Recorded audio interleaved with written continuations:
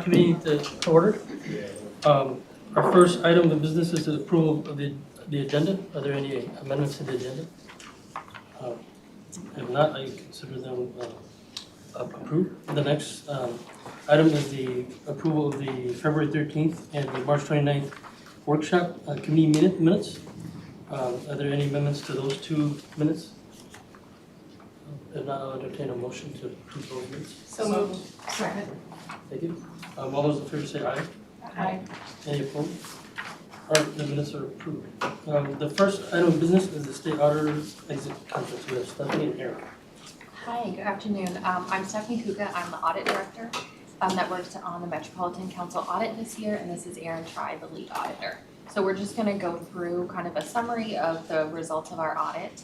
In front of you, the board has our confidential draft of the management letter, and so we actually will have to collect this again at the end of the meeting because the report hasn't been issued yet. But you will get a copy electronically once it gets released, which should be in the next week or two. So if you want to go ahead and flip to the first page, I'm just going to go through some key highlights. We won't go through every page of this packet. So the first item is the required communications letter. At the very top, it says we have audited the financial statements of the governmental activities, the business type activities, each major fund, and the aggregate remaining fund information of the Metropolitan Council of the Twin Cities area, a component unit of the state of Minnesota, for the year ended December 31st of 2023. Professional standards require that we communicate the following information to you. So our responsibility is to express opinions about whether the financial statements are fairly presented in all material respects in conformity with accounting principles generally accepted in the United States of America. We do consider the Metropolitan Council's internal controls over financial statements to determine our auditing procedures for the purpose of expressing our opinions on the financial statements, but not to provide assurance on the internal controls over financial reporting. So we do not express an opinion on the controls. On the second page, under significant audit matters, the significant accounting policies that are used by the Metropolitan Council are described in Note 1 to the financial statements. There were no new significant policies adopted, and the application of existing policies was not changed during 2023. Accounting estimates are based on management's knowledge and experience about past and current events and assumptions about future events. Certain accounting estimates are particularly sensitive because of their significance to the financial statements and because of the possibility that future events affecting them may differ significantly from those expected. And below, we have listed the most sensitive estimates that affect the financial statements of the Metropolitan Council. These include the fair value of investments, accrued claims liability for self-insurance of workers' compensation and healthcare and dental plans, the industrial strength and sewer availability charge receivables in the Environmental Services Fund, the useful lives of capital assets and the related depreciation and amortization expense, the year-end liability for compensated absences, the other post-employment benefit liability and related accounts, and the net pension liability and related accounts. Below that are the estimates, their method of valuation, which haven't changed since the prior year. So I'm going to pass over those. Halfway down the following page, we are happy to report that we encountered no significant difficulties in dealing with management in performing and completing our audit. They're under corrected and uncorrected misstatements. There were no misstatements detected as a result of audit procedures and corrected by management that were material, either individually or in the aggregate, to each opinion unit's financial statements. We are pleased to report that there were no disagreements with management that arose during the course of our audit. Under management consultations with other independent accountants, management may decide to consult with other accountants about an auditing or an accounting matter, which would be similar to obtaining a second opinion. If this were the case, we would require that they consulted with us to make sure that we had the same information that they did. To our knowledge, there was no such consultation. Under other matters, it describes the different sections of the ACFR report other than the financial statements and what our responsibility as your auditors are over this information. The first section talks about the introductory and the statistical sections, which are non-audited information. The second paragraph talks about the required supplementary information, and each of those items is listed out. Our procedures for this information consisted of inquiries of management regarding the methods of preparing the information, comparing it for consistency with management's responses to our inquiries, the basic financial statements, and other knowledge that we obtained during our audit of the basic financial statements. So we do not audit the RSI and do not express an opinion or provide any assurance on it. And then the third paragraph is other supplementary information. We compare and reconcile the supplementary information to the underlying accounting records that we use to prepare the basic financial statements or to the basic financial statements themselves. And then at the very bottom of the page, the significant new accounting pronouncements. We've included GASB statement number 101, compensated absences. This information is just for your information, just to let you know of a significant accounting standard that needs to be implemented next year. All right, the following report is our opinion, the independent auditor's report.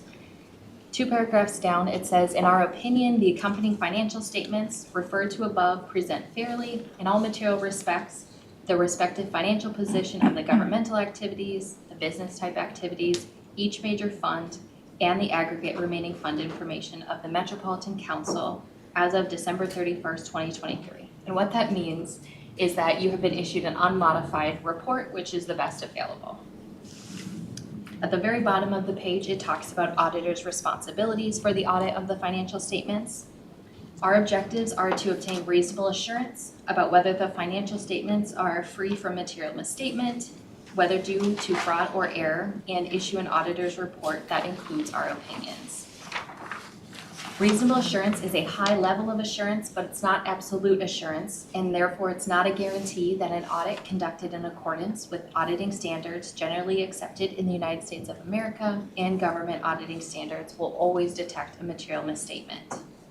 In performing our audit in accordance with auditing standards generally accepted in the United States of America and government auditing standards, we exercise professional judgment, maintain professional skepticism. We identify and assess the risk of material misstatement of the financial statements, and then we design and perform our audit procedures responsive to those risks identified. We obtain an understanding of internal controls relevant to the audit to design our audit procedures. We evaluate the appropriateness of accounting policies used and the reasonableness of significant accounting estimates. And then we conclude whether there are conditions or events that raise substantial doubt about the Metropolitan Council's ability to continue as a going concern. This next section is like the required like the required communications letter. It talks about what our responsibilities are as your auditors for each of the sections other than the financial statements. So for the required supplementary information, we don't express an opinion or provide any assurance on the information. For supplementary information, at the very bottom of that paragraph, it says, in our opinion, the supplementary information as identified above is fairly stated in all material respects in relation to the basic financial statements as a whole. And then for the other information, which was the statistical sections and the introductory sections, our opinions do not cover the other information, and we do not express an opinion or form of assurance thereon. Then the following report is the report on internal control over financial reporting and on compliance and other matters based on an audit of financial statements performed in accordance with government auditing standards. So this is the report on the financial statements. Under the report on internal control over financial reporting, the second paragraph down, it defines the 2 different types of deficiency that we talk about, which are material weakness and a significant deficiency. A material weakness is a deficiency or combination of deficiencies in internal control over financial reporting where there's a reasonable possibility that a material misstatement of the financial statements will not be prevented or detected and corrected on a timely basis. A significant deficiency is a deficiency or combination of deficiencies that's less severe than a material weakness, but it's important enough to merit attention by those charged with governance. In the next paragraph, it says, during our audit, we did not identify any deficiencies in internal control over financial reporting that we considered to be material weaknesses or significant deficiencies. The following page, the results of our test disclose no instances of non-compliance or other matters that are required to be reported under government auditing standards and under the Minnesota legal compliance. In connection with our audit, nothing came to our attention that caused us to believe that the Metropolitan Council failed to comply with the provisions of the Minnesota Legal Compliance Audit Guide for other political subdivisions. The categories that were tested are listed there. And then this next report, the report on compliance for each major federal program, this is the report on the single audit. So we have audited the Metropolitan Council's compliance with the types of compliance requirements identified as subject to audit in OMB compliance supplement that could have a direct and material effect on each of the Metropolitan Council's federal programs, major federal programs for the year ended December 31st of 2023. And we'll talk about the major programs that were audited in a little bit. In our opinion, the Metropolitan Council complied in all material respects with the compliance requirements referred to above that could have a direct and material effect on each of its major federal programs for the year ended December 31st of 2023. So like the financial statements, there was an unmodified opinion issued on the single audits. The next page under auditor's responsibilities for the audit of compliance, this information is all pretty consistent with the financial statement opinion, so I won't go through it again, but it is essentially the same, but rather than talking about financial statements, we're talking about compliance for the federal program. Under other matters, the results of our auditing procedures disclosed an instance of noncompliance, which is described in the accompanying schedule of findings and question costs as item 2023-001. Our opinion on each major program was not modified with respect to this matter. So we'll talk about it in more detail in a moment. Government auditing standards require the auditor to perform limited procedures on the Metropolitan Council's response to the non-compliance finding identified in our audit.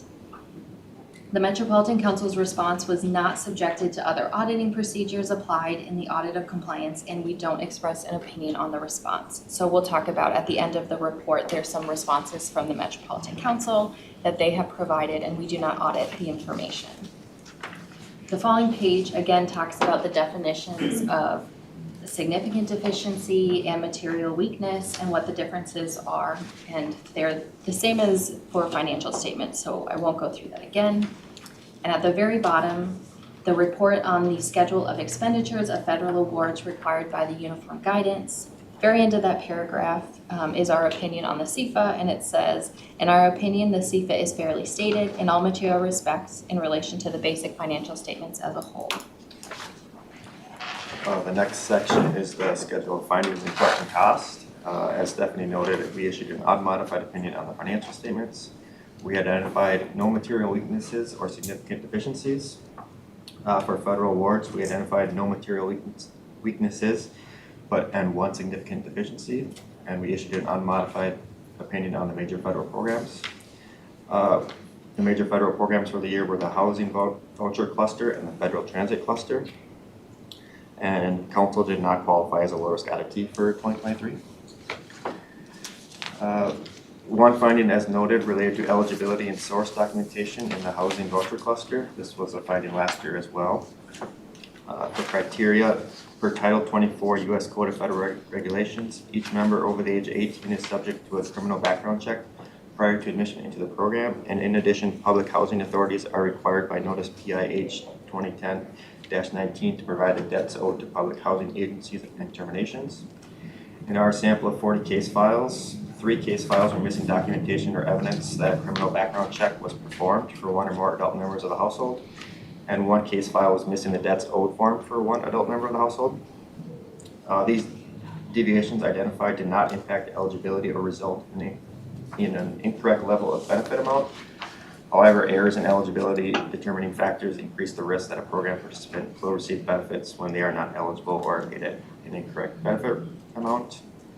As far as a cause, personnel entering case information did not ensure necessary documentation was completed or maintained. And we recommend that council implement additional procedures to provide reasonable assurance that all necessary documentation is maintained, supporting compliance with federal regulations. And this next page is the corrective action plan, and we were just informed that they haven't implemented some procedures and a checklist for each when the annual recertification is done for each case file. So we are hoping that this will be resolved next year. The following is the summary schedule of prior audit findings. There was 2 findings last year, the one related to eligibility and then the bank reconciliations, which was resolved. After that is the schedule of expenditures of federal awards. This looks very similar to last year, and council received a total federal awards of $673 million. And finally is the notes to the CFA. Again, this is very similar to last year. Is there any questions on any of this information? Do committee members have any questions? Committee member Galzo?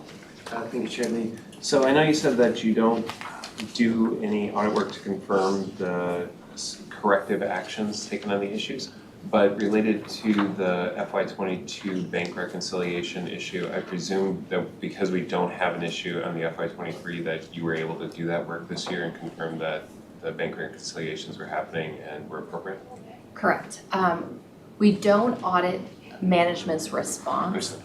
We do follow up on whatever the corrective action plan they provide us with 1 year. So what they provided us with for 2023, we will follow up and do testing next year and look at what they said they would do and determine whether that's what was implemented or not. So yes, we did follow up with the bank reconciliation process and tested it and found that it was corrected during the year.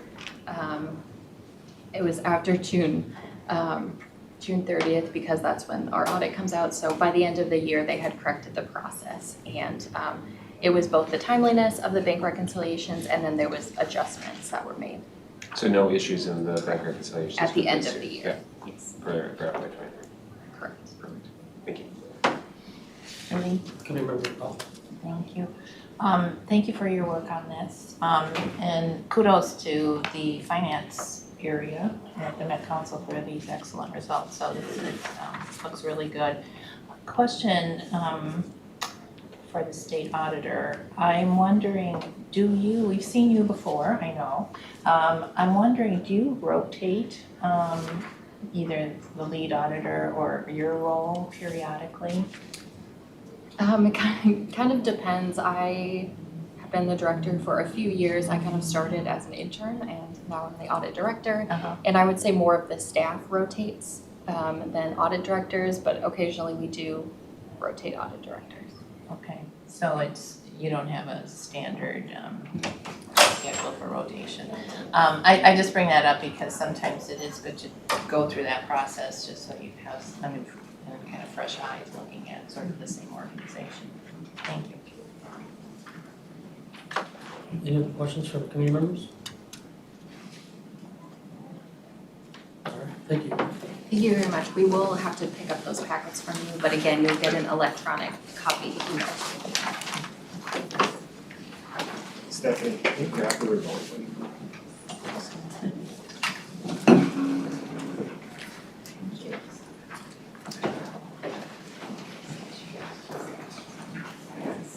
Our second business item is the risk assessment and audit plan 2024. Matt, Okay, thank you, Chair Lee, members of the committee. As we've done the past several years, we really consider our audit plan to be rolling. And so typically, as you recall, we have a more thorough update to our audit plan in December at that meeting when we present our entire risk assessment. Typically throughout the year, and especially at this midpoint meeting in June, we'll bring the plan back and do some maintenance. And that's what we're asking for today, is really just, I'll talk through kind of the changes, but it's only a few items of substance and really just mostly moving things off that we're complete with, and adding a few items. I did get a question prior to the meeting from a committee member about, when I did this presentation in December, I had a list of vacancies at the council and significant key leadership positions. So I thought what I'd do at this meeting is just talk through some of the key hires. So this is just a sampling, it's not an exhaustive list, but a number of senior level positions that have been hired in the past 6 to 8 months. And so we're feeling a lot better, I would say, about where we are in terms of senior leadership in the council. Started with Brian O'Connor, Ned Smith is here today, Gretchen White is here today, and a number of other positions in Metro Transit. The one area that I think, we've made some progress in, and Gretchen will talk about this, I think, a little bit either at some point in the meeting.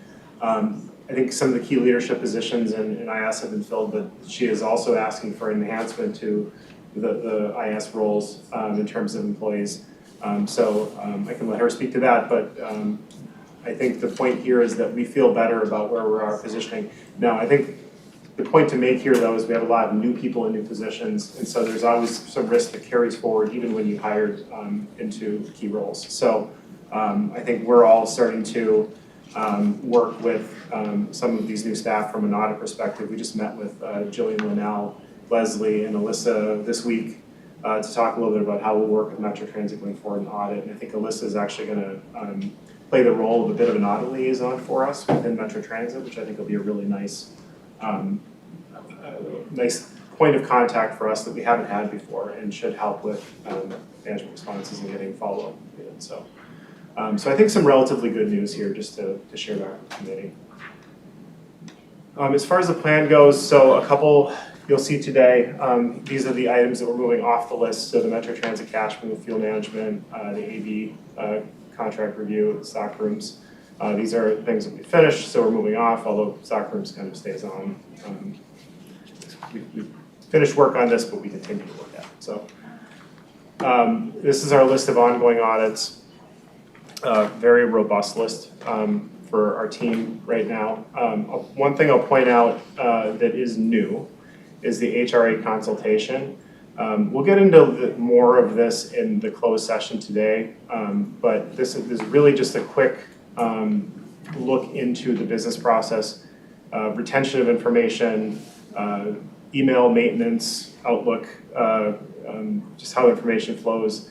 And I don't anticipate a full, the reason it's consultation is it really was meant to be a quick, kind of in and out project, few interviews, and see if we can make some simple recommendations. I think that both apply within the HRA, but also council-wide in terms of sort of data hygiene, if you will. So we're working on that right now, but it is something we're adding to the plan overall. We still also have an HRA payments review on the audit plan that's been there. There will be more in the weeds in detail than more like our normal audit process. But this right now is just a list of ongoing work. So we're still body worn cameras, IT facility security, MCUB, an IDASH, which is a Metro Transit based system for tracking human resources data. Metro Transit customer complaints and comments. We continue to work on change orders at Southwest, although the OLA is still working out there on finance, so we're more or less on hold there until they finish and there's more staff availability. In the background, looking at the stock rooms with our monitoring project, we've shown you some of the detail there before. Bank account reconciliation, you heard the state auditor say they cleared the finding from last year, although we continue to feel like there's room for improvement in that process. And that is one, the asterisk indicates that Taliesin Solutions out of Philadelphia, our third-party contractor, is working on that one as we speak. We're just starting the fare box variance validation. We have new fare boxes at Metro Transit, so we're starting work to look at the fare box collection reconciliation, ES incident management governance. We're looking at risk management processes and non-revenue vehicle management. So a lot going on right now. Some more intense than others. As I said, a few things that are just monitoring or we're on hold with, but a lot of work going on. There's only one new piece here, cybersecurity we added. Again, we'll talk about this in closed session later today. And I haven't determined exactly what this is going to look like yet. Looking at IAA's topical guidance on this topic that is draft, I think we have to tell next week to comment on the draft. And that will take effect, I believe, next year, but we'll probably start to think about how we'd implement that now. I think we have to think about other assurance that's going on right now, which again, we'll talk about later. But felt that it is important, as I talked about in our workshop, cybersecurity becomes probably one of our biggest risks, or is viewed as the biggest risk to many organizations. So we feel like we should be prepared and ready to jump into this topic, and we will plan to in the next 6 months at some level. Otherwise, this is all continued planned audit work. And then just on other products, we added audit software implementation. We've talked about this before, but we are working through our contract initiation process to start working and looking at vendors to do audit process software, but also working with some of our partners, Enterprise Risk Management, IS, and others, to think about whether other modules will work, internal controls.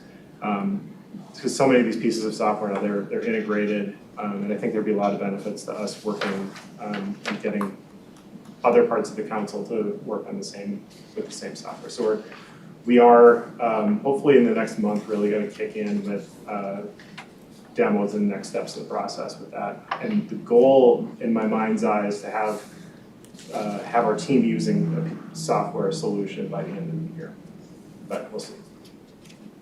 So relatively minor maintenance. So I guess with that, I'll take any questions and ask for approval of the audit plan. Committee Member Joyce. Thank you, Shirley. So Matt, I'm happy to see that you added the cybersecurity component. That's great. One question I have for quality assurance review. So when is your next external review due? It is due about now.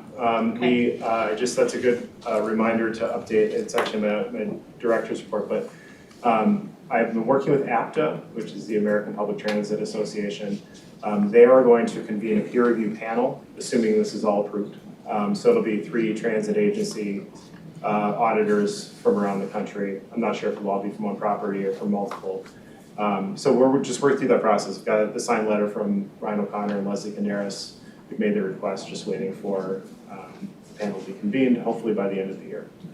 So then you will be being reviewed under the old IAA standards? That is the idea. Is that the plan? That is the idea, as recommended by IAA. Okay, but then I'm assuming then after that, we'll see something on the plan about conformance with the new IAA standards. Okay. Yes. All right, just wanted to check on the timing of that.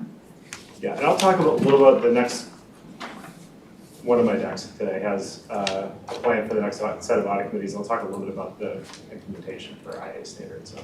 Thank you. Any other questions? All right, can I get a motion to approve Matt's audit plan amendment? So moved. Is there a second?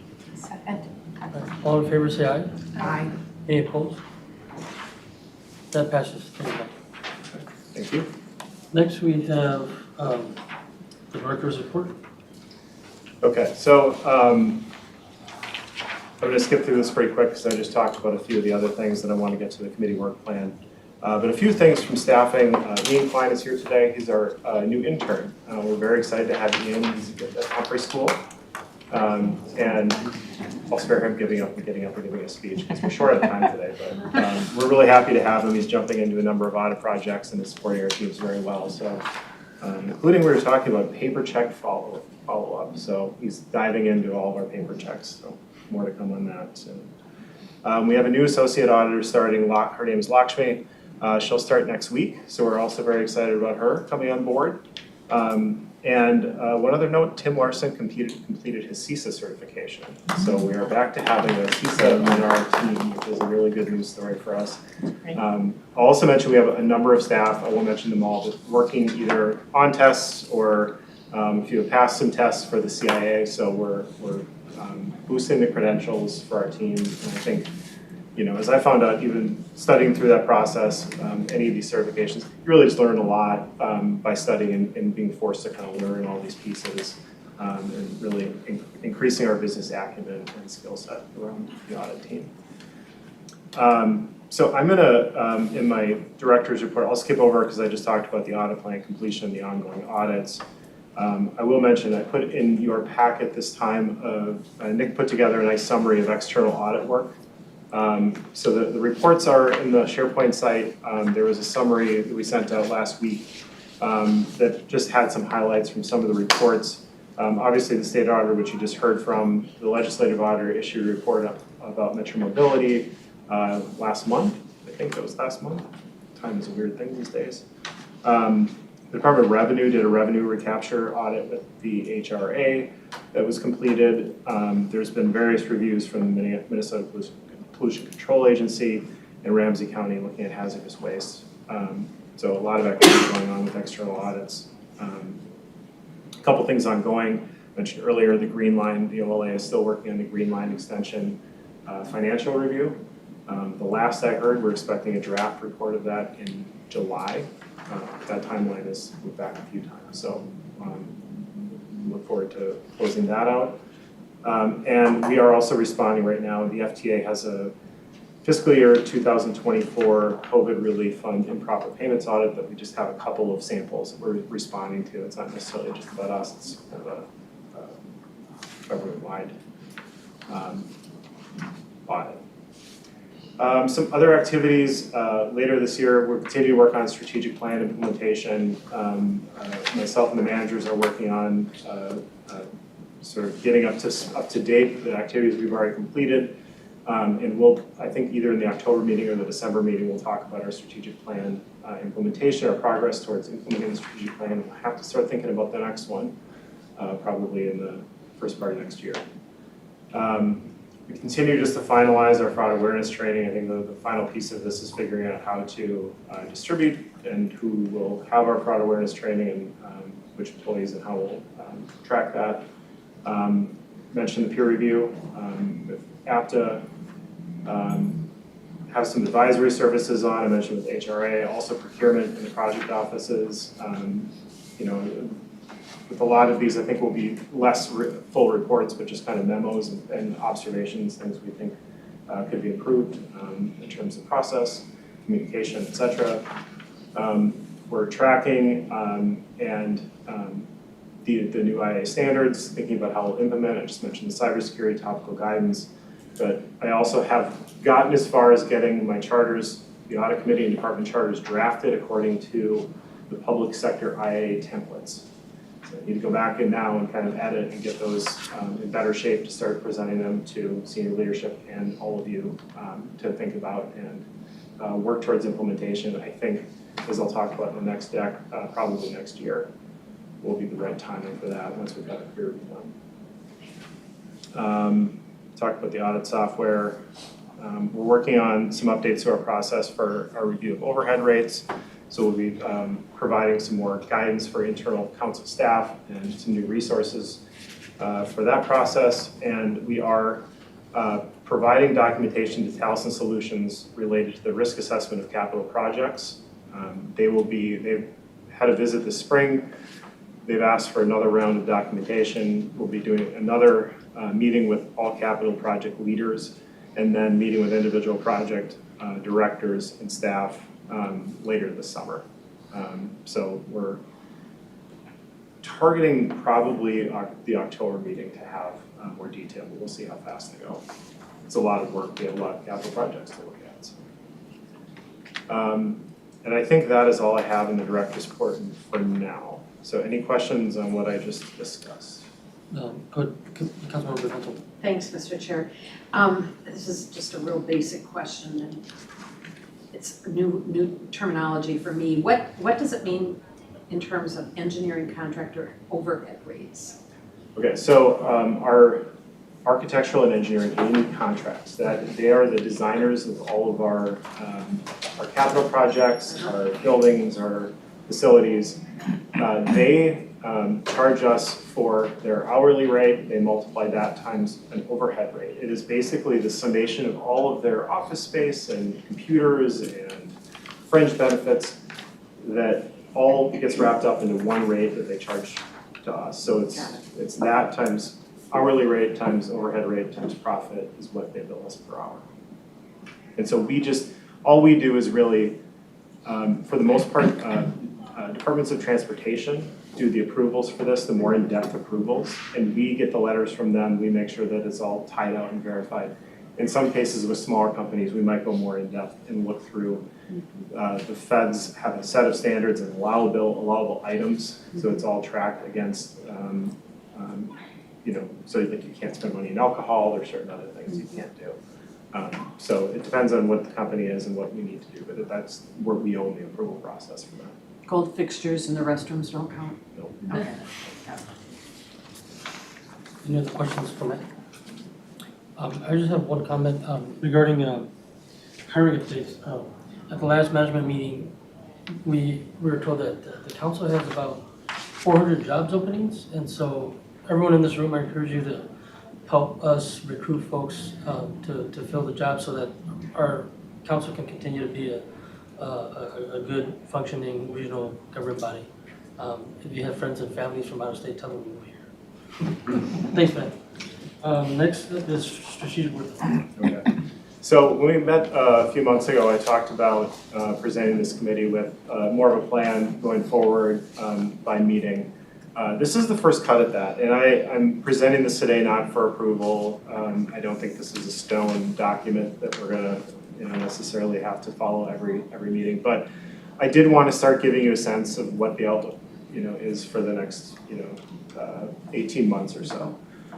So I'll just mention a few things, and if you have feedback either now or after, I will probably continue just to update this and either provide it offline or during the meetings.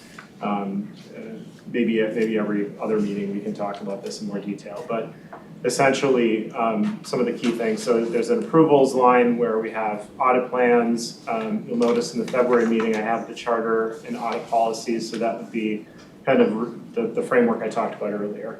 The idea being that we would get through our peer review, the IA standards would kick in January, and we would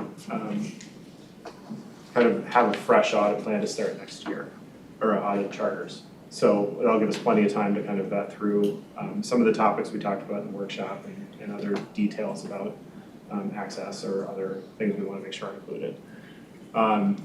So this top part will always be the business items that I'll expect approval on or ask for approval on. And you see even we've got the strategic plan towards the end of next year, as I mentioned. So we'll start developing that in 2025. The information items, that's mostly me, but it talks a little bit about some of the, with the new standards, we have to talk about things like budgeting. And I know follow-up is an important piece, so it sort of highlights the meetings where we'll tend to focus on those areas in more depth. So we'll always, I always take questions on follow-up, but and we might offer little bits on follow-up, but you've seen in some meetings we've done more detail. We'll have staff come up and present actually the follow-up they've done and close that item. So, so the idea there is we'll have a little more robust time for follow-up. And then, in December would be kind of our annual report and what our budget outlook is, things like that. External audits, the OSA has a cadence that we see every year, so we'll always kind of have that in the back of our minds. The APTA peer review is something we'll look at December, hopefully it'll be complete by then. Staff audits will be rolling as we have our ongoing audits. You can always expect to see those somewhere in the plan, a month or two, a few months out. And then that bottom line is the risk series. So what this looks like now would be having IS security, so cybersecurity, have an update about twice a year. And Gretchen and I talked maybe even more than that, but at least we'd have a time allotted for twice a year.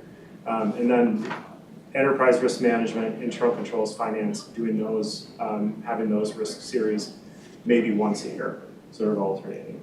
So it's a general plan. I think there's maybe some other topics we could bring. I mean, there certainly are other areas of risk that we could highlight, and that may be an area that as we go through the year, if you're identifying things that you'd like to hear from or having somebody from one of the business units come in and talk about areas of risk, that would be great. We can add that to the plan too. So, so this is just one of the things that I sort of promised from the last workshop would be an idea, and not asking for any approval or anything, but just, like I said, comments or questions, we can update the group. Councilmember Vento. Thank you, Mr. Chair. I have a question of Quinn, Gracie, and Andra. Well, all four of you. How often do you folks do the cybersecurity assessments? Is that done monthly, quarterly? I don't know, Yeah. Chair Lee. I don't know if I would frame it as we would do a cybersecurity update to the audit committee. I would say the University of Minnesota, we've established at least annual closed meeting. Oftentimes the whole board actually wants to attend that because the questions of information security are such. Sometimes we refer to it as a extended audit committee meeting, and sometimes it's referred to as a whole board meeting.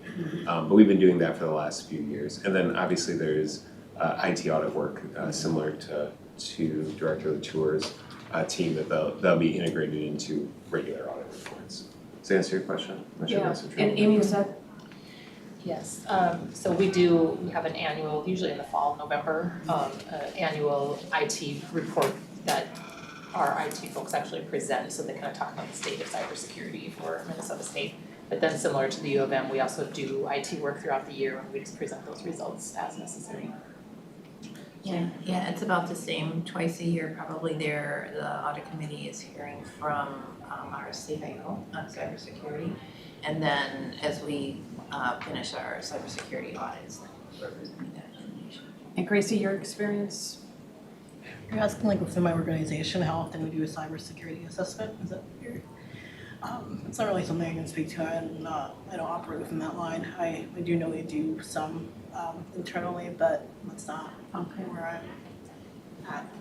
Mr. Chair, if I could, I do know that other council members have expressed concern about cybersecurity risks. And, you know, I should defer to Gretchen, and maybe this can come up during your portion on the agenda, but I think it might be wise at some point to have a presentation that includes the full council as well as this committee. There was an incident yesterday, I'm not even sure exactly when it all started, but I got an email from someone asking about how to apply for the HRA lists and couldn't get on the list. Well, we haven't opened the listing for HRA units. So it turned out was a scam going on. I believe the Housing Finance Agency was also hit with it. And so, I mean, there are things like that pop up. And for those of us that aren't steeped in all this, it kind of haunts us. And, you know, the older I get, it haunts me on a personal level. Am I gonna get suckered into something stupid? So it's just nice knowing kind of what kinds of precautions are being taken here. And I think the full council would benefit from some sort of an update on what we're doing and how we're staying abreast. Chair Lee, Councilmember Vento. We actually, leading up to this meeting, so we've talked about how the audit committee can be a venue for cybersecurity. We've carried this forward. I know that that's been a conversation about how to carry that information to the rest of the council, because I think it is important. I think it's fair to say that oftentimes, not specific to our organization, but public facing members of organizations are generally often targets of cybersecurity campaigns. And so just ensuring that, you know, both from a standpoint of responsibilities council members, but also just understanding what the organization is doing, it's important. So we'll talk about more about that later today. But it's certainly an important question. I think something we can ponder about how maybe other committees or the full council can receive some of this information. And we've talked about, you know, the idea that like other council members can be invited to meetings like the audit committee meeting within a day, but you know, we have to be careful with quoruming and, you know, whether, you know, if we get the full council here, whether that changes the nature of the meeting and how we notice it. So we have to be a little bit careful just to make sure we're following the meeting laws, but there are options. Thank you. Any other questions for Councilor Matt? Just a comment, Chair Lee. Matt, I really like this schedule. I think think I need to develop one. You can steal it. Anyone else? All right, thanks, Pat. Alright. Next up, we have AV contract review with Nicholas and Brendan and Sydney.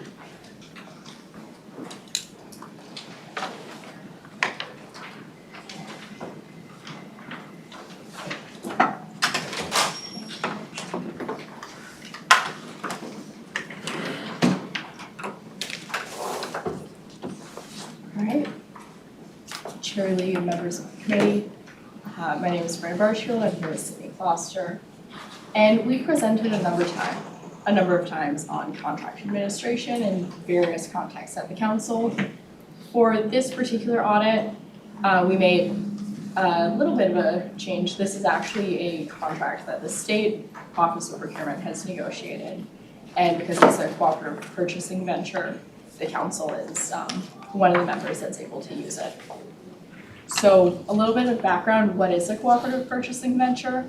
These are pre-established contracts available to members. In this case, it includes state agencies, municipalities were included in that list. And it establishes prices, terms, and a list of qualified vendors that people are able to select from. It also satisfies competitive requirements, so it can have a lot of benefits, and the council uses this to procure audiovisual goods and services. There are 4 vendors on the CPV. This audit looked at invoices from all 4 of them.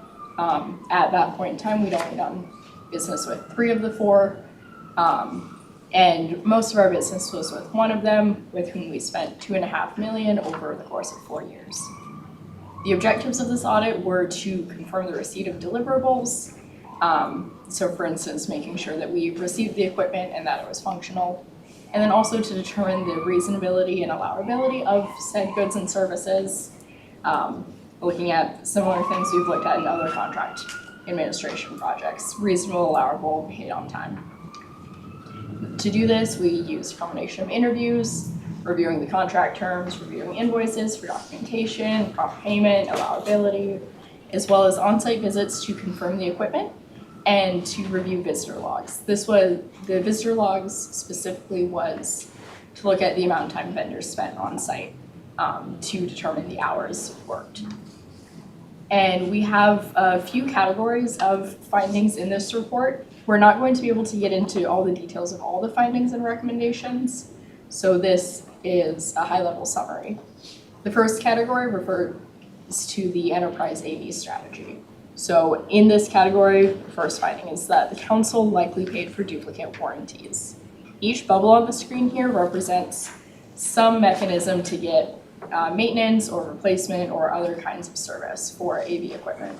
So there's 2 types included in the CPV itself, a 90-day warranty as well as 1-year construction warranty in some situations. We paid for additional items as invoice line items on some invoices. And then of note is that we have an ongoing maintenance agreement with that vendor with whom we do most of our service. So this is a full-time contracted employee who works on maintenance, installation, and various other services. Second finding in this area is that the state CPV has a limit on how much can be spent on professional technical services on a given project. 5 of the 24 invoices exceeded that limit. And we read the limit on PT services as indicating that the contract is better suited for small scale purchases. So for instance, if we have a plan for a room and we just need someone to deliver and install the equipment. Finally, in this category, on that maintenance agreement, there were 2 times it had to be renewed and neither of them followed our procurement's process. Both deviated in slightly different ways, but neither of them followed the determined process. I'm going to hand over to Sydney to talk about our other categories of findings. Thanks, Brenna. So these categories of findings have to do overall with invoice review and contract administration. Our first observation was that vendors were charged and then were paid for estimated and not actual labor costs. So all of the quotes we reviewed matched the charges exactly, and per the state contract, these labor hours are supposed to be adjusted to actual hours when they're invoiced. We also heard through interviews about a flat rate philosophy where vendors neither charged over or under what was quoted. We were unable to determine if we were actually overcharged due to two related findings, including poor documentation of work logs, and then also the council does not have an overall plan to keep track of on-site visitors, so we weren't able to actually confirm the hours that vendors were on site. Our second observation in this area is that invoices also lacked supporting documentation for goods, freight, mileage, and maintenance agreements. As I mentioned previously, none of these invoices had the required labor logs, but they are also missing supporting documentation to varying extents in other categories as well. This makes it difficult to confirm the charges on the invoices. Our next observation was that contract managers did not report poor vendor performance to procurement. So two projects in particular were fraught with challenges and delays, and these were not reported either internally to the Office of State Procurement, although they were reported to the Better Business Bureau. The problem with not reporting is that it risks the perception of arbitrary action or vendor preference. If we were to, for instance, not want to contract with that vendor in the future, it's important to have vendor performance documented. Also, not reporting to the state of procurement also forfeits some of the inherent advantages in the CPVs. So CPVs, the state of procurement can assist us with vendor challenges like this. The next observation was that is similar to some of our other contract administration audits, that 4 of 24 invoices were paid late. This potentially could incur over $3,000 in interest or lost discounts. Many of the causes for this were similar to what we've seen in the past, so I won't go over them here, but of interest is that some of these invoices were pre-invoiced or they were sent before the goods and services were delivered. None of them were paid in advance in this case, but it could have led to these delays that we see. Now on to the maintenance agreement. So this is the separate agreement that Brenna was talking about. We also reviewed the invoices for this document, and we found that 60% of our sample was also pre-invoiced, so sent in advance of the month, and did not have any supporting documentations. Namely, the required documentation here is work logs. Of course, you can't provide work logs if you're sending it the invoice a month in advance. So the possible risks of this are overpayment or potential duplicate payment if things are pre-invoiced, and potentially payment for services that were not delivered. So some of our key recommendations in this contract management area, we recommended a variety of different improvements to training and policy implementation, including requiring and documenting training for project managers and focusing on some of the topics we just covered, such as invoice review, adjustment to actuals, and then also contract renewal. We also would like to see focus on accountability and invoice review, so rejecting pre-invoiced invoices, not holding on to them, and then communicating with vendors' required invoice documentation. We also would like to see monitoring and reporting becoming a focus, potentially encouraging vendor reporting at the closeout of contracts, and also implementing automated solutions for contract renewal. Overall, management agreed with these recommendations. Procurement Contract Management Support Unit has already started implementing many of these, and IS is currently working to improve their project management office. And so with that, I would like to thank everyone who assisted us with this audit. It was, we went to Metro Transit, ES, we went to almost every single division and facility, so we wanted to thank everyone for helping us on this audit. And any questions? Questions, comments, presenters? I have a question, Chair Lee. Yeah, So even when I was reading your highlights, I got tripped on the project manager duty. So who's the project manager and what, and are they part of IS or are they part of the contract team or? Chair Lee, Committee Member Rockler, for this contract, when we were using the term contract manager or project manager. When we are using that interchangeably. Yes, and that referred to anyone who is signing or approving an invoice. Chair Lee, members of the committee. It varies, but sometimes it was IS staff and other times it was project managers who have that dedicated project management title, but it doesn't refer to people exclusively with that project management title. But they have the ongoing responsibility for managing that contract or that vendor once their That's correct. contract's in place, okay. And are they part of the information systems organization, or are they part of? Sometimes. Okay, so that's, thank you. Councilmember Lynch? Thank you, Mr. Chair. I really struggled with this one. The accountability side of this really is gnawing. And while it just is nothing in comparison to what the Department of Ed went through with the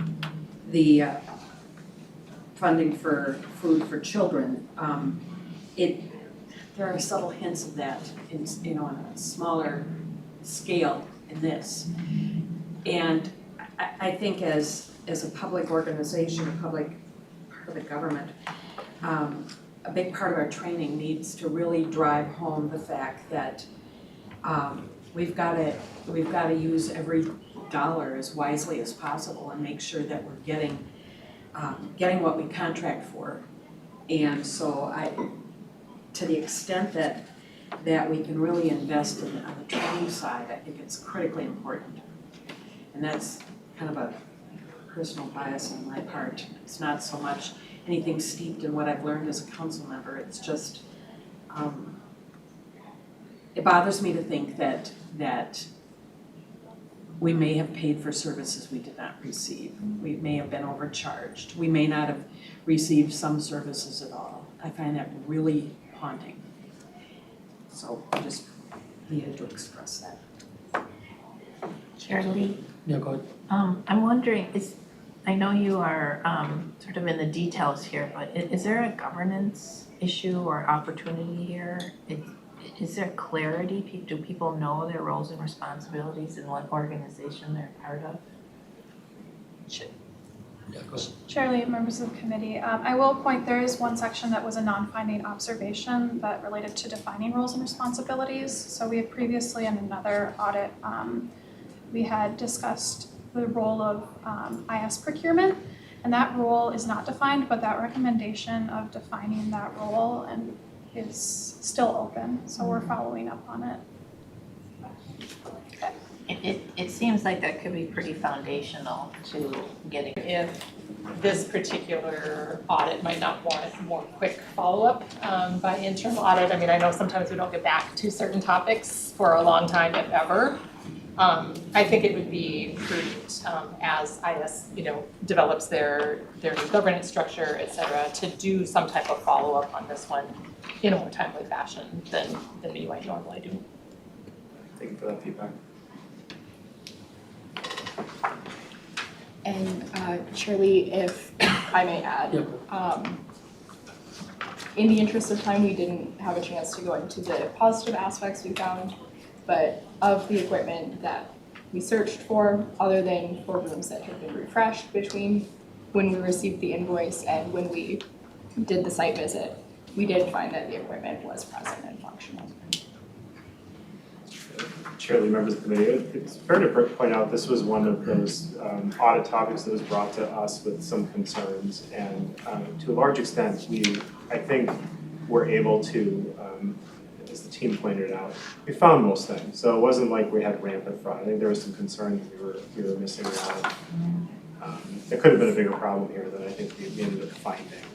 But at the same time, I think what we're raising here is consistent with other reports that we issue where we need to be tighter as an organization around our internal controls, because to answer the questions that we're being asked, we can't always find the right information. We can't track everything. It's not always in the right place, or it's not tracked consistently. So I think overall it's a story of, we're probably doing most of the right things, but we can tighten up our ship a little bit to give the public a little more confidence that we're spending their money and getting what we pay for. So.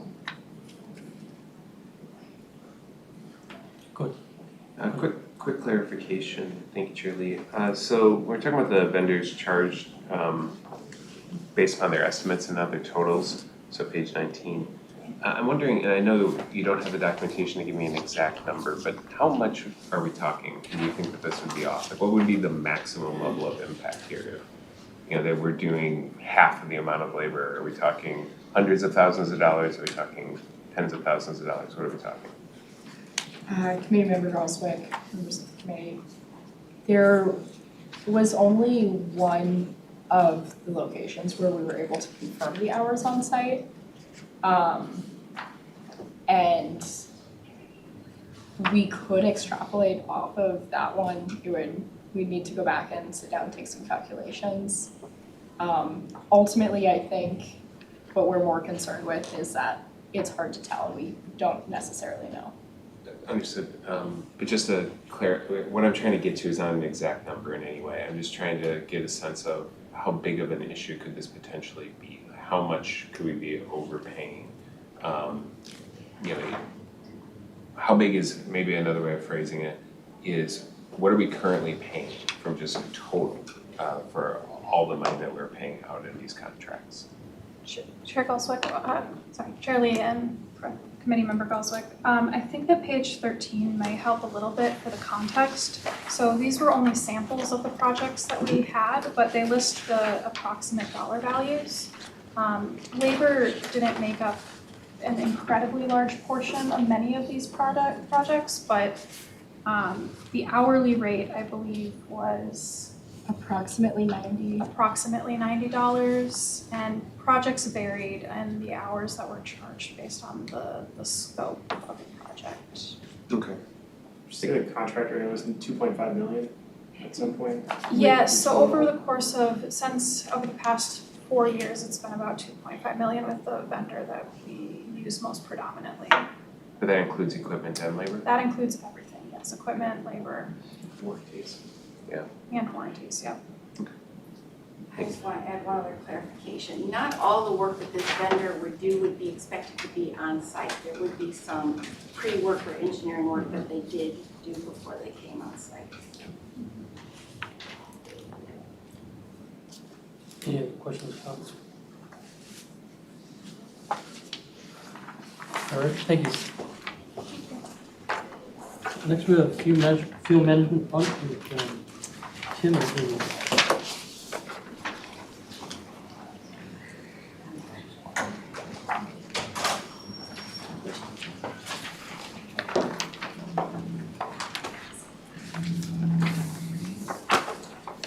Chair Lee, members of the committee, my name is Amy Gillespie. I'm here with Tim Larson, and we are here to present the non-revenue fuel management audit. Just a bit of context of where this audit came from. About 1.5 years ago, we had a council executive come to the audit department and express some concerns about some possible theft or misuse of fuel. Specifically, they thought they had seen somebody fueling at a Metro Transit location, fueling their personal vehicle. So that prompted us to go and take a look. We found pretty quickly through some interviews and some testing that was very unlikely. First of all, Metro Transit only pumps diesel fuel on site, and the physical controls just made that very unlikely. It's a good idea to look at fuel management controls at the council. So that's what we're here to present. So a quick overview of non-revenue assets at the council. Here you'll see environmental services. Importantly, environmental services pumps both unleaded and diesel fuel on site. Vehicles can be fueled on site, but can also be fueled off site using WEX cards. Metro Transit, again, only has diesel pumps on site, and all non-revenue vehicles are pumped off site using WEX cards. Here you'll see a table, just an overview of fuel resources that were pumped or that were used during the scope of our audit. So by environmental services at Metro Transit, you can see the breakdown of WEX cards and then bulk fuel. Again, Metro Transit doesn't have any bulk fuel that's used for non-revenue assets. So this audit had two objectives. The first one was to ensure on-site access, fuel deliveries, and fuel dispensing are controlled and monitored according to council policies, procedures, and control documents at environmental services facilities. The second one was to verify that fuel dispensed at gas stations is controlled and monitored according to council policies, procedures, and control documents. This audit came out with two findings. The first was that terminated employee credentials were used to purchase fuel with WEX cards. To be clear, terminated just means former employees, not necessarily that they were fired. But throughout our testing, we found that 13 Metro Transit employee IDs belonging to former employees were used to complete 18 transactions, which totaled to about $850. And then at Environmental Services, one employee ID belonging to one former employee was used to complete one transaction, which totaled to about $76. To be clear, these purchases were made in error, so they didn't result in a financial loss to the council. We found through interviews and through testing for a few reasons. WEX cards, there were no WEX cards reported lost or stolen during the scope of the audit. Also, credentials that were used to make the purchases were only used one time. We didn't find that there was a pattern of certain credentials being used repeatedly. And most of the credentials that had been used belonged to people that had left the council up to 7 years ago. So they clearly just hadn't been cleared from the WEX system. Okay, our second finding is that manual fuel log data was not being retained or is not being retained. So mileage and odometer readings were not consistently documented for 2 of the 3 plants that we visited, meaning that mileage was not being completed. It also wasn't being submitted to, the manual logs were also not being submitted to the fleet manager. We also found during our on-site visits that manual logs were exposed to outdoor elements, making them difficult to read. We weren't able to test for consistencies between manual logs and the AVL system for 2 of the 3 plants that we visited. So, in conclusion, while theft of fuel at the council is unlikely, both divisions, Metro Transit and Environmental Services, should continue to ensure that fuel resources pumped on and off-site are dispensed and monitored according to council policies, procedures, and work instructions. And with that, we can take any questions. Questions for the presenters? Also, Okay, Chairman. So did you find that the policies are adequate? Did you look at that? So there are policies, they're just sometimes not enforced or followed. That's correct. Any other questions? Go ahead. Thank you, Chair Lee. Could you help me understand a little bit how the terminated employees were able to charge on the WEX cards, or who used their WEX cards? Were these, so did somebody else obtain their card and use it accidentally, or how did this transpire? That's not followed. So typically a WEX card will be assigned to the vehicle. If not, that WEX card is supposed to be collected. But what we found the root cause was that employee IDs were registered with the WEX company. They weren't being cleared out after the employee was terminated. So we weren't necessarily updating the WEX company that those credentials should be deactivated. So we learned that a lot of times, because you can just type in your employee number at the pump, you would have to know that you need to type a 0 before your full ID number, and you're most likely pressing an incorrect number. So it's just an accident, not a loss. Okay, so they still had the WEX, so the transaction occurred with the WEX card to a vehicle appropriately, but someone typed in like They're the incorrect, wrong, yes. there's And- no password or something, you just typed in the wrong ID number. No, it was just an ID number that was able to go through. Okay, thank you. Any other questions, comments? All right, thank you. Our one public information item is that our next scheduled audit committee meeting is going to be October 29th, 2024. And then Sue has Cost is optional. Is that optional? Well, I don't know. We should make it obligatory. Go ahead. Okay, thank you. Mr. Chair, I move that this meeting be closed to the public pursuant to Minnesota statutes, sections 13D.05 subdivision 3D, to receive briefings or reports on security matters. Can I get a second? Second. All right. All in favor, say aye. Aye. Any opposed? All right, so we are going into closed section, and we will not be coming back to the regular meeting of the audit committee. And we'll take a, Since this is recorded, I would suggest that somebody state on the record what you're going to discuss generally. oh yeah, we're going to close session to discuss the Metro Transit cash room audit. and IS security update. And we'll take a few minutes to, for folks who need to leave and also to get any drinks that you guys want. Refreshments.